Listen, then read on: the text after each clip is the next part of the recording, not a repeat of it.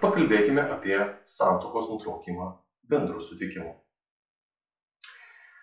Tam, kad būtų galima nutraukti santuoką bendru sutikimu, yra būtinas kelios sąlygos. Tai yra, sutuoktiniai turi būti visiškai veiksnūs, po santuokos sudarymo turi būti praėję mažiausiai 1 metai ir sutuoktiniai turi būti sudarę sutartį dėl santuokos nutraukimo pasekmių. Minėtoje sutartyje turi būti aptarti klausimai susiję su tuo, su kuriuo iš sutuoktinių gyvens nepilnamečiai vaikai,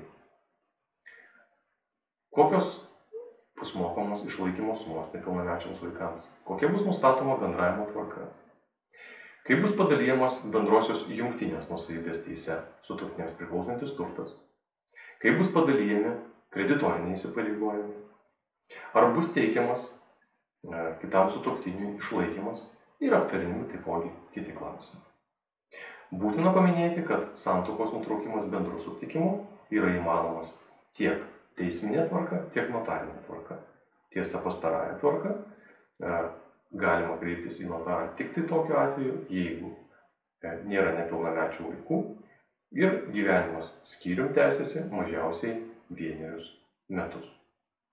Galiausiai būtina paminėti, kad santuokos nutraukimas tai yra vienas greičiausių būdų nutraukti santuoką, kadangi nuo dokumentų pateikimo teisme momento iki teismo sprendimo paprastai praeina 30 dienų, tuo tarpu teismui priėmus sprendimą patvirtinti sutartį dėl santuokos nutraukimo pasekmių, sprendimas įsiteisėja dar per 30 dienų ir jūs esate laikomi visiškai išskirtais.